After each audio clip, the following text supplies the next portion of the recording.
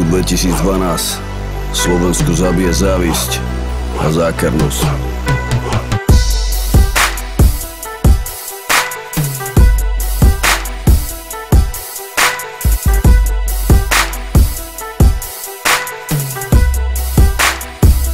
Ty si žavil.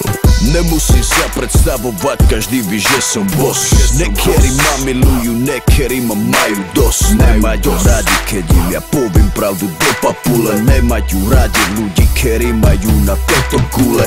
Prečo sa robíte, že ste všetci konzervatívni? Väčšina z vás je tak skazený a primitívny. Alkohol, drogy, fet, rasizmus, nenávisť, faloška späť tento svet. Typická vlastnosť Slovákov je ohovárať druhých. Majú komplexy, menej cennosti z úspechu druhých. Chcete ma súdiť, zrkadlo vám asi netreba. Pritom ste sa zabudli sami pozrieť na seba. Prečo ste taký zlomyselný a tak zákerný? Prečo keď sa niekomu darí, tak ste neprajní? Súdite druhých, pritom vy ste ešte horší. Nech hodí do mňa kamen ten, čo není vôbec hriešný. Ja som zrkadlo, ja som odraz tejto doby. Som vaše svedomie, som bosom vašej sľuby.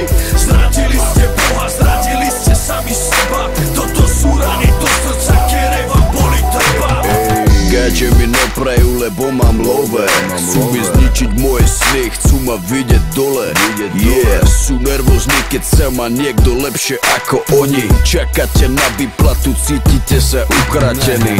Ovce, treba strihať.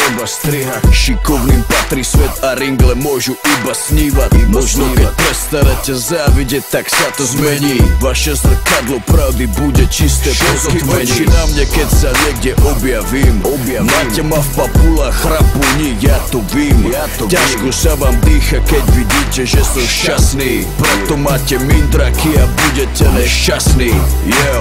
Pokrytectvo, farizejstvo, okradanie, iné zverstvo, zlatokopky, špekulanti, takéto je toto mesto. Pedofili, buzeranti, potraty a bordely. Ja som zlý a vy ste dobrí, navždy ste odsúdení.